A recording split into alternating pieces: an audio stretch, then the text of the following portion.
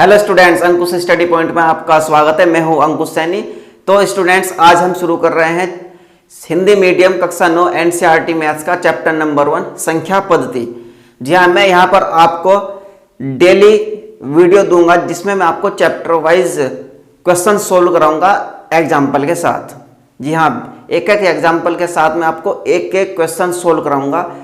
तो इसलिए आप अपनी मैथ्स की स्टडी को अच्छा बनाने के लिए हमारे चैनल को सब्सक्राइब करें, अंकुश स्टडी पॉइंट।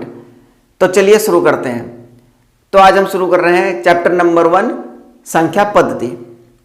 तो चलिए पहला चैप्टर देखते हैं, संख्या पद्धति। संख्या पद्धति में आप सभी को पता है कि हमारी संख्या जो होती हैं वो 0 से 9 तक होती है। हमारे पास कितनी संख्या होती है? 0 से 9 तक। देखिए 0 1 2 3 4 5 6 7 8 9 हमारे पास ये संख्या होती है। इन्हीं संख्या को जब हम इकाई और दहाई में बना देते हैं, यही हमारी आगे चलती चली जाती है, आगे चलती चली जाती हैं। लेकिन हमारे पास संख्या जो होती है वो यही होती है। अब इन संख्याओं को एक रेखा पर रखा गया है। इन संख्याओं को एक रेखा पर रखा गया है। देखिए जैसे कि आपके पहले चैप्टर में दिखाया गया है कि ये एक रेखा है। अब इस रेखा पर इन संख्याओं को किस प्रकार रखा गया है? इन संख्याओं को अलग अलग रूप दिया गया है। इन संख्याओं को अलग अलग रूप दिया गया है कि और उन संख्याओं को किस किस नाम से पहचाना जाता है, तो हम वे देखते हैं। देखिए आपको ये एक लाइन है, ये एक संख्या रेखा है जिस पर सब बीच में होता है शून्य, 0, जिस पर बीच में होता है 0। अब अगर आप 0 से दाईं ओर चलते हो, 0 से दाईं ओर चलते हो तो हमें प्लस की संख्याएं मिलेंगी। देखिए 0 से 1 2 3 4 इसी प्रकार आप आगे कहीं तक भी चलते जा सकते हो। ठीक है, 0 से अगर दाईं ओर चले तो हमें मिलेगी प्लस की संख्या, और अगर आप 0 से बाईं ओर चलते हो तो आपको मिलेगी माइनस की संख्या। -1 -2 -3 -4 डॉट डॉट ऐसे आगे चल सकते हो आप कहीं तक भी। तो अब आपको इतना तो समझ में आ गया बच्चों कि अगर आप 0 से दाईं ओर चलते हैं तो संख्याएं प्लस की मिलती हैं, और 0 से बाईं ओर चलते हो तो संख्या माइनस की मिलती है। अब इन संख्याओं को अलग अलग नाम दिया गया है। देखिए वे संख्या को किस किस नाम से पहचाना जाता है। नंबर एक में आपकी आती है प्राकृतिक संख्या है। नंबर 1 में आती है आपकी प्राकृतिक संख्या। प्राकृतिक संख्या, प्राकृतिक संख्या में देखिए कौन सी संख्या होती है। जब आप संख्या रेखा पर 0 के बाद से शुरू करते हो, जब आप संख्या रेखा पर 0 के बाद से शुरू करते हो, मतलब जब आप 1 से संख्या को 1 से उठाना शुरू करते हो, वह संख्या होती है आपकी प्राकृतिक संख्या। जब आप संख्या को 1 से उठाना शुरू करते हो वे होती है आपकी प्राकृतिक संख्या। जैसे 1 2 3 4 5 6 dot dot dot dot dot dot कहाँ तक? अनंत तक। ये देखिए बच्चों, ये चिन्ह जो होता है इसका नाम अनंत होता है, इसको अनंत कहते हैं। अनंत का मतलब ये होता है कि इन संख्याओं को अनंत मतलब जिसका अंत ना हो, आप कहीं तक भी ले सकते हो, कितने से बड़ा नंबर ले सकते हो आप। तो ये प्राकृतिक संख्या हो गई आपकी। अब देखिए इसके बाद आती है पूर्ण संख्या। पूर्ण संख्या और प्राकृतिक संख्या में बहुत छोटा सा अंतर है। आपको इन दोनों संख्याओं में एक ही चीज याद रखनी है। आपको ये याद रखना है कि शुरू कहाँ से होती है। देखिए लास्ट तो दोनों का एक ही है, अंत दोनों का एक ही है, अनंत। लेकिन आपको जो धोखा लगेगा ना, इसमें जो आपको डाउट होगा वो शुरुआत में होगा इसकी। जैसे देखिए दूसरी प्राकृतिक संख्या के बाद आती है पूर्ण संख्या। पूर्ण संख्या देखिए जैसा कि मैंने बताया आपको कि जब आप संख्या को 1 से उठाना शुरू करते हो तो ये तो होती है आपकी प्राकृतिक संख्या। लेकिन अगर आप इन्हीं संख्या में 0 और मिला देते हो ना, तो ये आपकी बन जाती है पूर्ण संख्या। यदि आप इन संख्याओं में 0 और मिला दोगे तो ये आपकी बन जाएंगी पूर्ण संख्या। तो इसलिए मैं आपसे कह रहा था कि प्राकृतिक संख्या और पूर्ण संख्या में बहुत छोटा सा अंतर है। जो प्राकृतिक संख्या होती है वह तो होती है 1 से स्टार्ट, 1 से शुरू होती नहीं। लेकिन जो पूर्ण संख्या होती है वे होती है 0 से शुरू। तो सिर्फ आपको कितनी छोटी सी बात याद रखनी है, सिर्फ 0 का अंतर है, सिर्फ 0 का अंतर है। इसलिए आप इनका शुरुआत का बिंदु याद रखिए। तो देखिए, जो आपकी पूर्ण संख्या होती है, जब आप इसमें 0 भी मिला देते हो तो ये आपकी पूर्ण संख्या बन जाती है 0। उसके बाद ये सब प्राकृतिक संख्या आएंगी 0, 1, 2, 3, 4, 5 dot dot dot dot dot अनंत। तो समझ गए? तो देख रहे हो आप, अनंत तो दोनों का एक ही है, अंत तो दोनों का एक ही है, लेकिन अंतर जो है वो इन संख्या में कहाँ से है? शुरू से है। और इस 0 के ऊपर ही सवाल आएगा आपका जो सवाल आएगा वो इस 0 के ऊपर ही आएगा। आपसे सवाल इस तरीके से पूछा जाएगा कि क्या 0 एक प्राकृतिक संख्या है? तो आप कहोगे सर नहीं, क्योंकि 0 पूर्ण संख्या में तो आ रही है लेकिन प्राकृतिक संख्या में नहीं आ रही, क्योंकि हमारी प्राकृतिक संख्या जो होती है वो तो यहाँ से स्टार्ट होती है, तो प्राकृतिक संख्या में थोड़ी ना जाएंगी ये 0। ठीक है। फिर दूसरा क्वेश्चन कैसा आता है? दूसरा क्वेश्चन ऐसा आता है कि क्या सभी प्राकृतिक संख्याएं पूर्ण संख्या हैं? हाँ है। क्यों? क्योंकि ये सारी उठ करके यहाँ आ गई, ये सारी प्राकृतिक संख्या उठ करके यहाँ आ गई ना, तो इसी सब पूर्ण संख्या के अंदर आ गई। तो इसलिए सारी प्राकृतिक संख्या जो होंगी वे पूर्ण संख्याएं होंगी। लेकिन सभी पूर्ण संख्याएं प्राकृतिक संख्याएं नहीं होंगी। क्यों?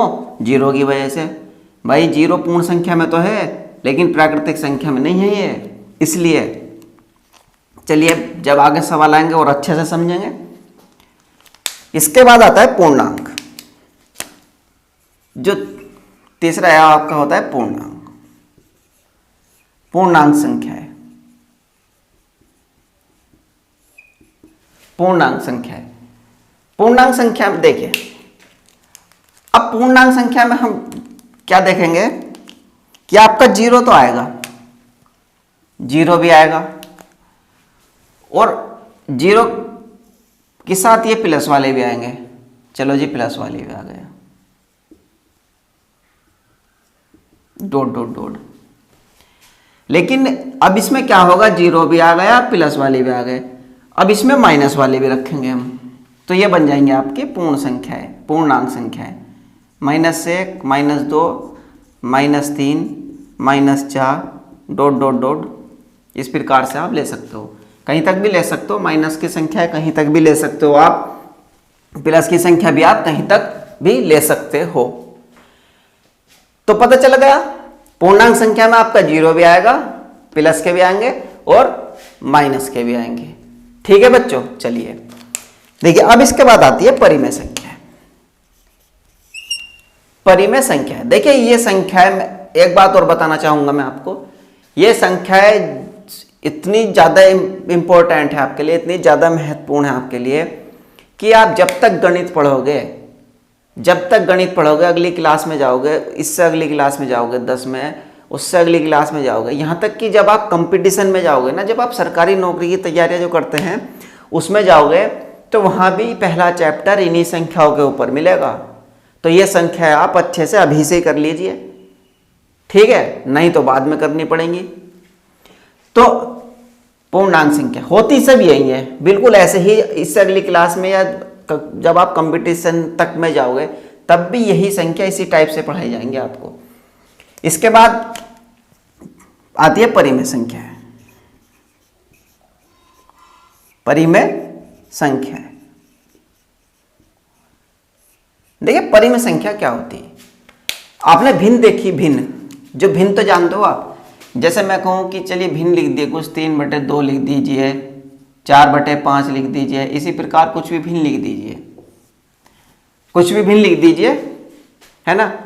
बस इसमें कुछ भिन्न होती हैं जो अपरिमेय संख्या होती है, लेकिन अधिकतर जो भिन्न होती है वो परिमेय संख्या होती है। तो देखिए मैंने ये भिन्न क्यों लिखी है, जो परिमेय संख्या होती है वह आपकी P/Q के रूप की होती है। इसका मतलब उसका रूप ऐसा होता है, जैसे ये है ना P/Q, वे इस रूप में होती है। ये रूप बताया गया आपको उसका कि इस रूप की होती है, इस तरीके की, जहां Q का मान कभी भी 0 नहीं होता, इस बराबर के चिन्ह को आप काट दोगे। इस बराबर के साइन को काटने का मतलब होता है कि इसके ऐसा कभी नहीं होगा, इसके इक्वल ऐसा नहीं होगा। इसको बराबर के काटने का मतलब ये होता है। तो क्यू का मान समझ लो आप यहाँ, क्यू का मान मतलब जो आपका हर होता है ना, हर भिन्न में अंश और हर होते हैं, तो जो आपका हर का मान होता है ना वो कभी भी 0 नहीं होगा परिमेय संख्या के अंदर। मतलब अगर जैसे ये आपकी परिमेय संख्या है ना ये, तो ये तो होगा p, ये तो हो गया p का मान और ये हो गया q का मान। ऐसे इसमें ये हो गया p का मान और ये हो गया q का मान। ठीक है भाई, ये तो हो गया आपका p का मान और ये हो गया q का मान, और ये ऐसे ही है, ये 4 p का मान और 5 q का मान। लेकिन मैं आपसे कहूं कि आप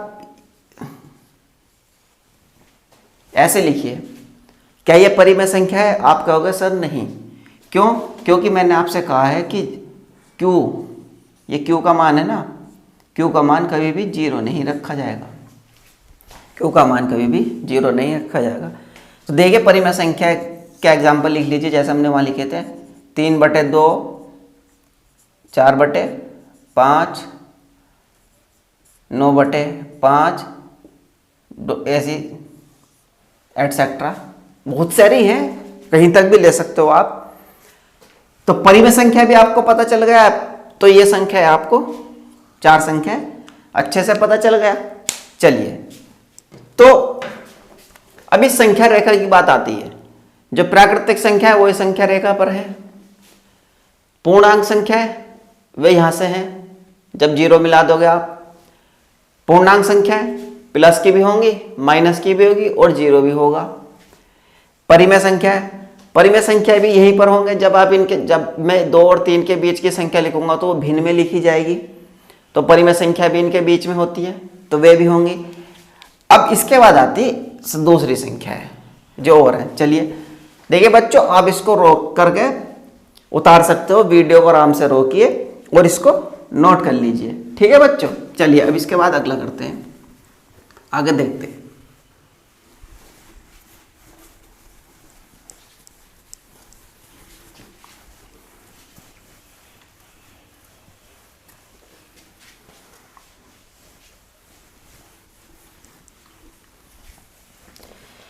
परिमेय संख्या तक हो गया था हमारा। परिमेय संख्या के बाद आती है अपरिमेय संख्या। परिमेय संख्या के बाद जो आती है वो आती है आपकी अपरिमेय संख्या।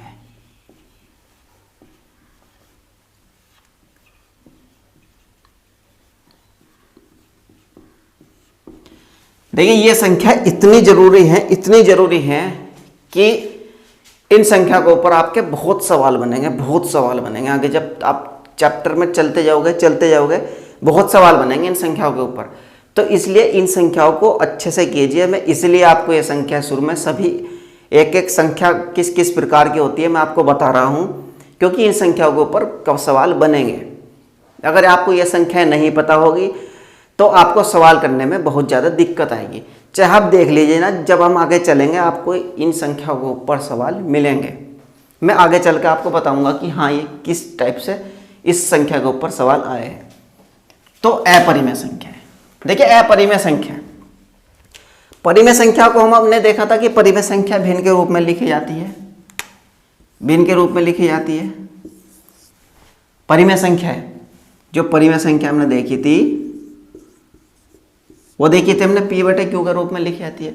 लेकिन अपरिमेय संख्या जो होती है वो p/q के रूप में नहीं लिखी जाती, p/q के रूप में नहीं लिखी जाती। ऐसा क्यों होता है? देखिए जो परिमेय संख्या होती है ना, मैं अगर आपसे कहूं कि आप 5 को 4 से भाग दीजिए, तो जब आप 5 को 4 से भाग दोगे तो कितनी बार? 4 × 4 एक बार जाएगा, शेषफल बचेगा 1। अब यहाँ पर कुछ नहीं बचा तो यहाँ आप लगाओगे दशमलव, फिर आप यहाँ बढ़ाओगे 0, 4 दूनी 8, कितना बचा? 2, फिर यहाँ पर आप 0 बढ़ाओगे, 4 पंजे 20।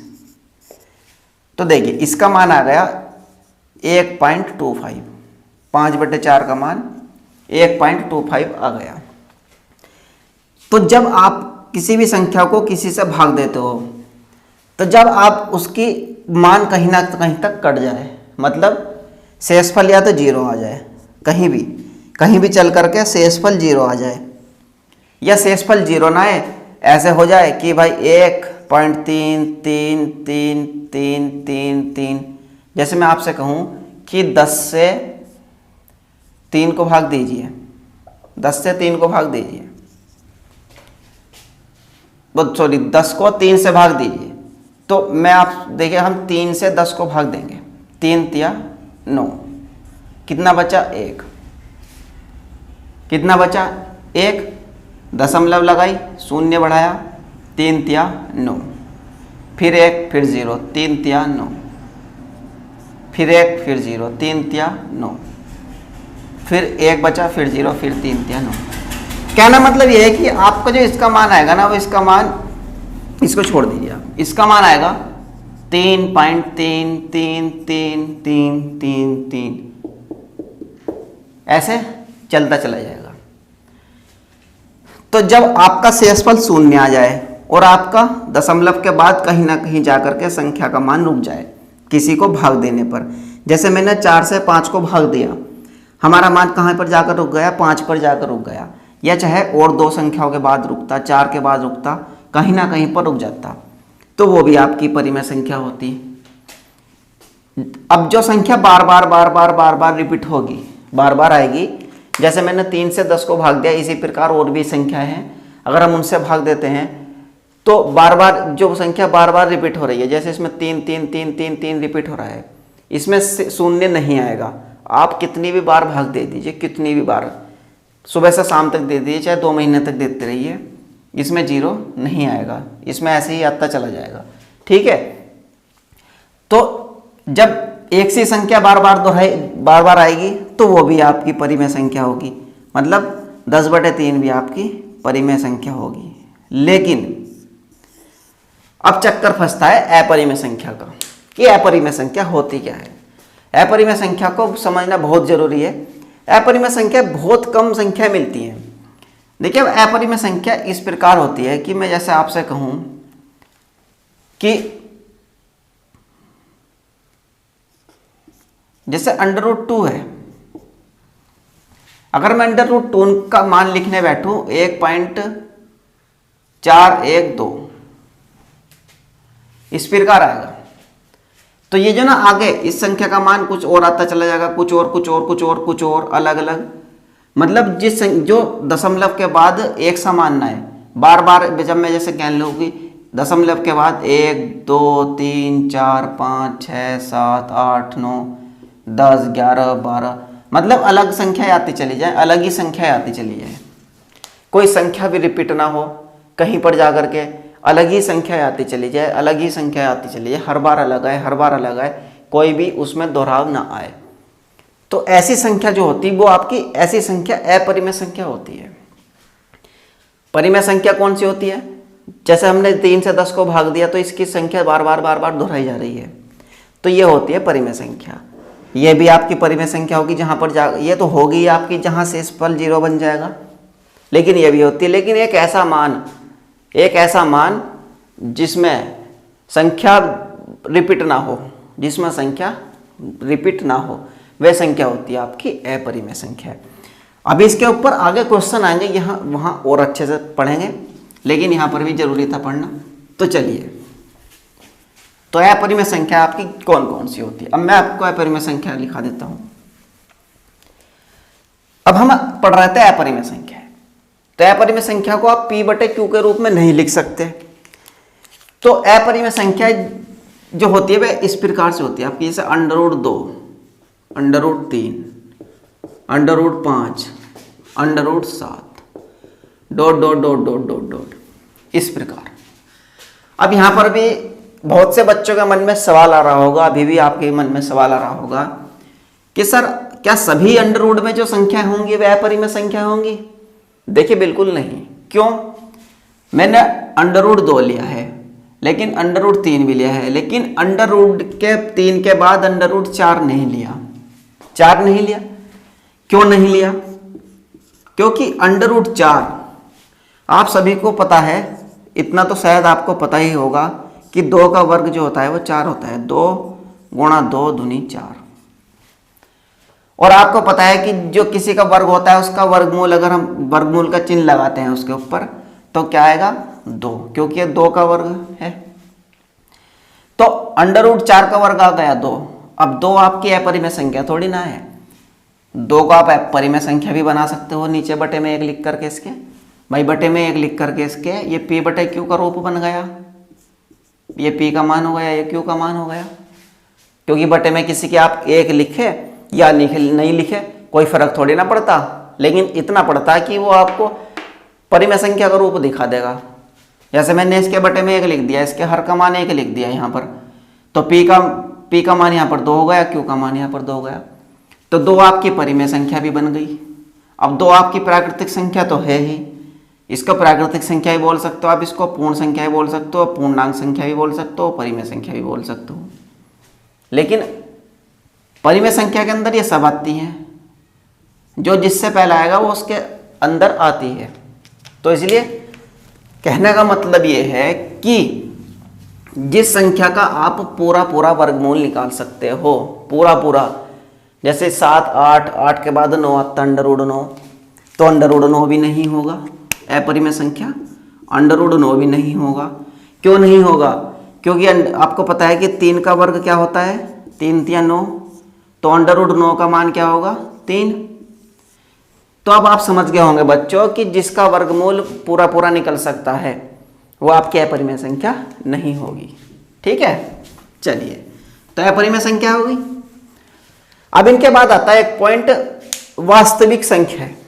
वास्तविक संख्या, देखिए मैं वास्तविक संख्या आपको यहाँ पर क्यों लिखा रहा हूँ, क्योंकि इसके ऊपर चल करके आपका आगे पेपर इसमें गणित में सवाल आएगा, तो मैं आपको वहाँ भी लिखाऊंगा, लेकिन यहाँ भी लिखाना जरूरी है। तो चलिए वास्तविक संख्या और लिख लीजिए, वास्तविक संख्या और लिख लीजिए आप, वास्तविक संख्या। बच्चों इन संख्याओं को याद कर लीजिए आप, क्योंकि जब आप सवाल करोगे ना गणित में बहुत ज़्यादा सहायता करेंगी ये आपकी। वास्तविक संख्या, देखिए वास्तविक संख्या के अंदर ना, वास्तविक संख्याओं के अंदर परिमेय और अपरिमेय संख्या आती है। मतलब जब आप परिमेय और अपरिमेय संख्याओं को एक जगह मिला दोगे ना, परिमेय और अपरिमेय संख्याओं को एक जगह मिला दोगे तो वे आपकी वास्तविक संख्याएं बन जाएंगी। इतना सा पॉइंट आपको ये याद रखना है। जब आप परिमेय संख्याएं प्लस अपरिमेय संख्याएं, जब आप परिमेय संख्याएं प्लस अपरिमेय संख्याएं, मतलब इन दोनों को परिमेय संख्या और अपरिमेय संख्याएं, जब आप परिमेय संख्या और अपरिमेय संख्याओं को एक जगह मिला देते हो तो वे आपकी कैसी बनती है, वे आपकी बनती है वास्तविक संख्याएं। आज हम केवल संख्या ही पढ़ेंगे, केवल संख्या ही पढ़ेंगे। क्यों? क्योंकि संख्या, जब तक आपको इन संख्याओं का ज्ञान नहीं होने का, आपको क्वेश्चन करने में दिक्कत आएगी। मैं आपसे साफ बात बता रहा हूं कि अगर आप ये संख्या नहीं याद करते तो आपको सवाल करने में, इस चैप्टर के सवाल करने में दिक्कत आएंगी। ठीक है, क्योंकि इस चैप्टर का नाम ही संख्या पद्धति है, इस चैप्टर का नाम ही संख्या पद्धति है, और सबसे पहला चैप्टर संख्या पद्धति ही मिलेगा। संख्या पद्धति, वास्तविक संख्या है, अपरिमेय संख्या है। जब भी आप कहीं भी पढ़ोगे तो आपको संख्या से रिलेटेड आपको पहला चैप्टर मिलेगा गणित में। क्यों भाई, कुछ तो कारण होगा ना कि पहला चैप्टर ये क्यों दिया जाता है। इनके बिना आप आगे नहीं बढ़ सकते। बढ़ोगे तो सवाल नहीं कर पाओगे, सवाल नहीं करोगे तो फिर कहोगे कि सर सवाल नहीं होते, गणित से मन खट्टा होगा आपका। तो इसलिए पहला चैप्टर संख्या पद्धति इसलिए दिया जाता है कि आप इसको अच्छे से पढ़िए। ठीक है, चलिए इसके बाद हम 2-3 और संख्याएं, अधिकतर आपको पता भी होगा, लेकिन हम पढ़ते हैं सम संख्याएं। आप सभी ने सुना भी होगा कहीं और पढ़ा भी होगा। सम संख्याएं, सम संख्याएं कौन सी होती है? देखिए सम संख्या, जो संख्या 2 से भाग देने पर, जो संख्या 2 से भाग देने पर पूरी कट जाती है। मतलब हम किसी संख्या को 2 से भाग दी हमने और हमारा शेषफल 0 ना बचे।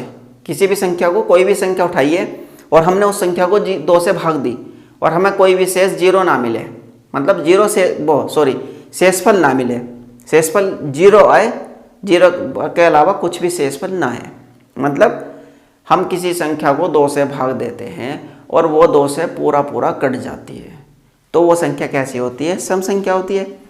जैसे 2, 4, 6, 8, 10, 12, 14, 16, 18, 20, 22, 24, 26, 28, 30, 32, 34, 36, 38, 40, 42। इसी प्रकार जब आप 98, 100, 102, 110, 150 कहीं तक भी आप जाओगे तो कहने का मतलब यह है कि जो संख्या 2 से कटेगी पूरी पूरी वो संख्या कैसी होगी? सम होगी। अब देखिए, जैसे मैंने 2 से भाग दी कि कोई भी संख्या उठा लीजिए, 8 उठा लीजिए, चलिए मैंने 2 से 8 को भाग दी, 2 चौक 8, शेषफल 0 बचा। तो 8 कैसी संख्या है? सम, क्योंकि 2 से भाग देने पर शेषफल 0 बचा। अब हमने 2 से 12 को भाग दी, 2 छंग 12, शेषफल कितना बचा? 0 बचा। तो जब 2 से 12 को भाग दी, शेषफल कितना बचा? 0 बचा। तो 12 भी कैसी संख्या है? सम। अब आप कह रहे हो कि सर कोई बड़ा नंबर लीजिए, आप में से किसी बच्चे ने कहा कि सर बड़ा नंबर लीजिए। चलिए कितना ही बड़ा ले लीजिए, चलिए 156 ले लीजिए। इससे भी बड़ा ले सकते हो आप, 1000 में भी ले सकते हो, सैकड़ा, ये सैकड़ा में 1000 में भी ले सकते हो, 4 संख्याओं का मान भी 5, 6 संख्या, कितना भी बड़ा नंबर ले लीजिए। बस शर्त यही है कि वो 2 से कटना चाहिए, अगर 2 से कटेगा तो सम होगा। चलिए 2 सत्ते 14, भाग तो देनी आती है आप पर भाई, बचपन से अब तक भाग देना ही तो सीखा है आपने। 2 सत्ते 14, शेषफल कितना बचा? 1, 6 उतार लिया, 2 अट्ठे 16, पूरा पूरा कट गया, शेषफल 0। तो अब तक आपकी समझ में आ चुका होगा कि मैं कहना क्या चाह रहा हूं। जब हम किसी संख्या को 2 से भाग देते हैं, शेषफल हमारे पास 0 बचता है, शेषफल 0 बचता है, मतलब संख्या पूरी पूरी कट जाती है। तो वो संख्या कैसी होती है? सम संख्या होती है, नहीं होती? तो बच्चों 2 से 8 को भाग दिया, पूरा कटा, तो 8 कैसी संख्या है? सम। 2 से 12 को भाग दिया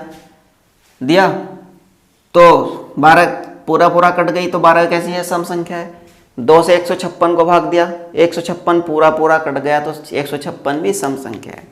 आप में से बहुत बच्चों को आते भी होंगे, आप में से बहुत बच्चों को लग भी रहा होगा कि क्या सर ये विषम पढ़ा रहे हो।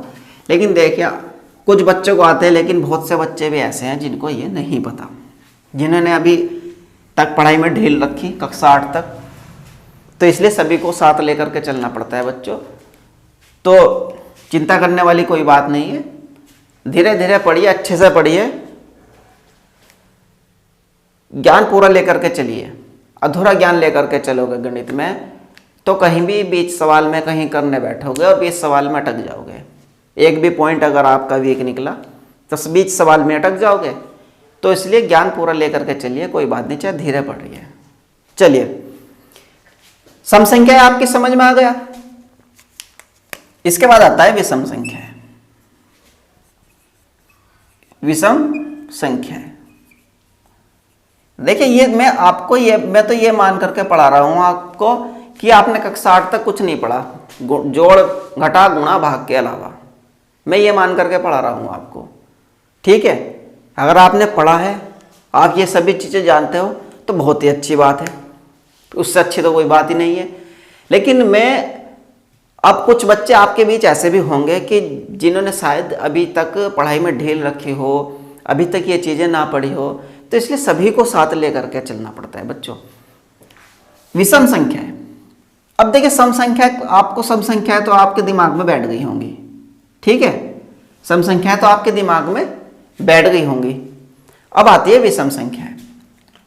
विषम संख्या इसका उल्टा होता है। अभी तक हम जिस संख्या को 2 से काट रहे थे वो पूरी पूरी कट रही थी, तो वो थी आपकी सम संख्या। लेकिन जब आप 2 से किसी संख्या को काटते हो, जब आप 2 से किसी संख्या को काटते हो और वो पूरा पूरा ना कटे, उसमें कुछ शेषफल बच जाए, कुछ भी, तो वो होती है आपकी विषम संख्या। मतलब सीधी भाषा में कहूँ कि आपने किसी संख्या को 2 से भाग दिया, किसी संख्या को 2 से भाग दिया और वो पूरी ना कटी, मतलब कुछ ना कुछ शेषफल बच गया, पूरी नहीं कटी, तो वो कैसी होगी? विषम संख्या। जैसे 3, 5, 7, 9, 11, 13, 15, 17, इस प्रकार 21, 19, 23, 25 डॉट डॉट इनके बीच में भी संख्याएं आएंगी, तो वे निकाल लोगे आप। कैसे? मैं बताता हूँ, देखो किस प्रकार निकालोगे आप। चाहे तो आप इनको बैठ करके निकालना, एक बार 100 तक तो निकाल के देखना भाई कौन कौन सी है, आपको पता भी चल जाएगा कि कौन कौन सी है। देखिए, अब आप कोई संख्या लीजिए, इसमें से मैंने सपोज कर लिया, आप 9 लीजिए, मैंने 9 लिया, 9 को मैंने 2 से भाग दिया, तो 2 चौक 8, शेषफल कितना बचा? 1। हमारे पास शेषफल बच गया। चलिए कोई संख्या और लीजिए, चलिए 21 लीजिए। अब 2 का 2, 1 उतार लिया, लेकिन ऐसे आप उतारने के बाद शेष नहीं लिख सकते, आपको यहाँ 0 लगाना पड़ेगा। तो शेषफल कितना बच गया? 1। चलिए 25 ले लीजिए, 2 एकम 2, 5 उतारा, 2 दूनी 4, शेषफल 1। ऐसा नहीं कि आप पॉइंट लगा के 0 बढ़ा के काट दो कि सर कट गया, ऐसा नहीं, ऐसे नहीं करना। कभी आप सोचो कि सर पॉइंट लगा दीजिए, पॉइंट लगाकर 0 बढ़ा दीजिए, काट दीजिए। देखिए पॉइंट का कोई मतलब नहीं, दशमलव का यहाँ मतलब बिना दशमलव के ऐसे ही काटना है, ठीक है। तो आपको दिख गया कि यहाँ शेषफल हमारा अधिक 1 ही बचता है, 1 ही बच रहा है। जब आप संख्या को 2 से काटते हो तो शेषफल 1 ही बचेगा। तो शेषफल आपका 1 बच गया। तो कहने का मतलब यह है कि जब हमने 2 से 9 को भाग दी तो शेषफल 1 बचा, तो 9 भी आपकी विषम संख्या। 2 से हमने 21 को भाग दी तो 21 भी नहीं कटा पूरा पूरा, 21 भी विषम संख्या। 2 से हमने 25 को भाग दी, 25 भी नहीं कटा पूरा पूरा, तो 2 भी आपकी 25 भी आपकी विषम संख्या है। तो सम और विषम आपको ऐसा पता चल गया, आप कभी भूलोगे नहीं इनको, ठीक है, नहीं भूलोगे। चलिए तो विषम हो गया, ठीक है। अब देखते हैं अभाज्य संख्या। अभाज्य संख्या दे, ये भी आपको बहुत जरूरी पढ़ना, अभाज्य संख्या है।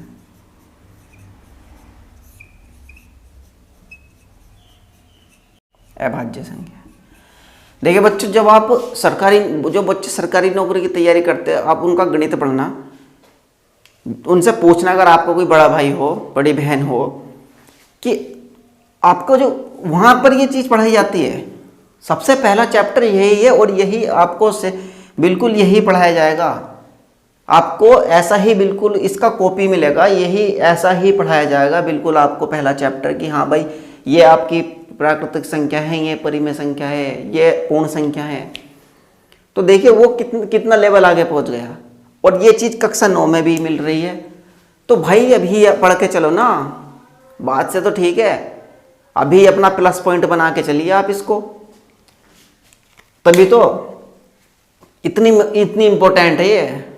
यहाँ तक जब आप कंपटीशन का गणित पढ़ोगे वहां पर भी आपको पहला चैप्टर मिलेगा, और बिल्कुल सेम टू सेम ऐसे ही पढ़ना पड़ेगा इन संख्याओं को। तो इससे तो अभी पढ़ लीजिए ना, तो आप अंदाजा लगा लीजिए कि कितनी इंपॉर्टेंट है ये। अभाज्य संख्या है, सम और विषम आपकी पता चलेगी। अब होती है अभाज्य संख्या। अभाज्य संख्या कौन सी होती है? अभाज्य संख्या वे होती है जो किसी से नहीं कटती। अभाज्य संख्या वे होती है जो किसी से नहीं कटती। मतलब अब आप कहोगे सर 1 से कट जाएगी, बहुत से बच्चों के मन में सवाल आ रहा होगा कि सर 1 से तो कट जाएगी। देखिए 1 से नहीं होता, 1 से तो सभी संख्याएं कटती हैं। अब 1 से किसी को भाग दीजिए ना दीजिए कुछ फर्क थोड़ी ना पड़ता, तो 1 से तो सभी संख्याएं कट जाएंगी। मतलब कहने का यह है कि जो संख्या किसी से नहीं कटती, किसी से भी नहीं कटती। अब जैसे यहाँ पर है कि आप कह रहे हो कि सर जैसे 9 है तो 9 2 से तो नहीं कट रहा, लेकिन 3 से तो कट जाएगा। इसलिए ये विषम और अभाज्य में, विषम और अभाज्य में थोड़ा सा अंतर समझिए। विषम को केवल जो देखना है ना आपको, 2 से देखना है, केवल 2 से काट करके, कि 2 से कट रही है, नहीं कट रही है। और किसी से तो कट जाएगा भाई, जैसे मैंने 25 लिया था, 25 5 से तो कट जाएगा, 2 से ही तो ना कट रहा। 21 3 से तो कट जाएगा, 7 से भी कट जाएगा। 15 भी 2 से तो नहीं कटता, किसी और से तो कट जाएगा। तो विषम संख्या होती है ऐसी जो 2 से ना कटे लेकिन और किसी से कट जाए। अब बात आती है अभाज्य संख्या। अभाज्य संख्या ऐसी होती है वो किसी से ही नहीं कटती। अभाज्य संख्या किसी से भी नहीं कटती। देखिए अभाज्य संख्या कौन सी होती? 2। अब आपके मन में एक सवाल आया होगा कि सर आपने अभी तो बताया था कि 2 सम संख्या होती है, अब आप कह रहे हो सर 2 अभाज्य संख्या होती है, 2 अभाज्य संख्या होती है। देखिए क्यों होती है। 2 सम संख्या इसलिए है कि वो 2 से कट रही है। 2 सम संख्या इसलिए है कि 2 से कट रही है। लेकिन 2 अभाज्य संख्या किस लिए है?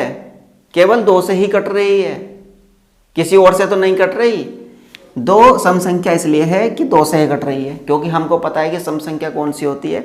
जो 2 से कटती हैं। तो सम तो इसलिए है कि वो 2 से कट रही है। लेकिन अभाज्य किस लिए है? क्योंकि किसी और से नहीं कट रही, खुद से कट रही है, इसलिए भी अभाज्य संख्या है। 2 के बाद 3, 3 की भी यही कंडीशन है, 3 की भी यही कंडीशन है, 5 भी, 7 भी, लेकिन 9 नहीं होगा। फिर 11, 13, 13 के बाद 17, 19, 23 एटसेट्रा। मतलब अगर मैं इन संख्याओं को काटने बैठूं ना, जैसे आप कोई संख्या लीजिए, 13 ले लीजिए, 13 ले लीजिए। अब आप कहोगे सर 13 को काटिए, 2 से काटिए, 2 छंग 12, नहीं कटेगी। 2 से काटिए, नहीं कटेगी। शेष पर लिख। 3 से काटिए, सर जी 3 से काट दिया, 3 चौक 12, नहीं कट रही। 13 लिया ना हमने, तो शेष पर एक बच गया। अब कहोगे सर 4 से काटिए, चलिए जी 4 से, 4 दिया 12, नहीं कट रही, शेष पर एक बच गया। अब ने कहा सर 5 से काटिए, चलिए जी 5 से काट दिया हमने 13 को, 5 दूनी 10, 3 शेष फल बच गया, नहीं कटा। कटना मतलब पूरा पूरा कटना, शेष फल 0 बचना चाहिए। अब कहोगे सर 6 से काटिए, भाई जब 2 से 3 से 4 से नहीं कटी तो 6 से ही 12 आएगा, चलिए जी 6 से भी काट दिया, 6 दूनी 12, तब भी शेष फल 1 बच गया, है ना। अब आप कहोगे सर 7 से काटिए 13 को, चलिए जी 7 से काट दिया, 7 एकन 7, शेष फल 6 बच गया, नहीं कटा। अब कहोगे सर 8 से काटिए, चलो जी 8 से काट दिया 13 को, 8 एकन 8, शेष फल 5 बच गया। अब कहोगे सर आप 9 से काटिए, चलो जी 9 से काट दे 13 को, 9 एकन 9, 4। तो देख रहे हो आप किसी से कट रहा है। ऐसे ही आप इनमें से कोई सी भी संख्या उठाइए, किसी से भी काटिए, नहीं कटेगी। तो समझ में आया, इन संख्याओं का खेल समझ में आया बच्चों। खेल, अब तो आप इनको खिलौना बना दोगे। इस तरीके से पढ़िए आपने संख्या, अब जाए ठीक है। पता चल गया आपको बिल्कुल अच्छे से कि अभाज्य संख्या, सम और विषम संख्या क्या होती। अभाज्य संख्या आपको पता चल गया कि आप इनमें से कोई सी भी संख्या उठाइए और उसको भाग देना शुरू कर दीजिए, एक को छोड़ करके।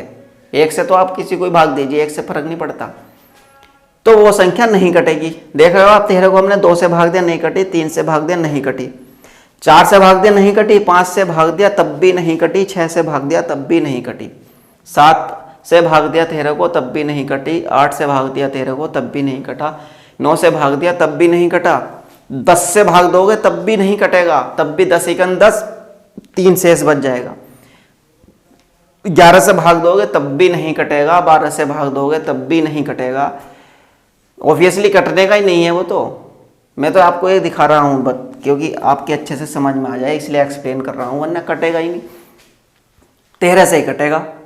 अब खुद से कटना कोई कटना थोड़ी ना होता, तो इसलिए जो संख्या किसी से ना कटे, खुद से कटे, वो संख्या होती है आपकी अभाज्य संख्या।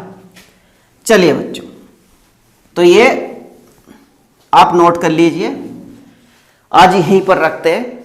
कल हम करेंगे इस चैप्टर के एग्जाम्पल, कल हम एग्जाम्पल करेंगे। तो आपको वीडियो कैसी लगी? देखिए, जो बच्चे वीडियो को बीच में छोड़कर ही भाग गए होंगे उनको कुछ समझ में नहीं आया होगा, इसलिए एक बार किसी, देखिए मेरी नहीं, किसी भी टीचर की वीडियो देखिए, आप किसी की भी शुरू से देखिए, कम से कम एक वीडियो को लास्ट तक तो देखिए, एंड तक तो देखिए। अब आपको कोई चीज़ बीच में चल रही है, बीच में थोड़ी ना पता चलता। अगर आप बीच में ही छोड़कर भाग जाओगे, आपको उसको क्या पता चलेगा कि इसमें क्या था क्या नहीं था।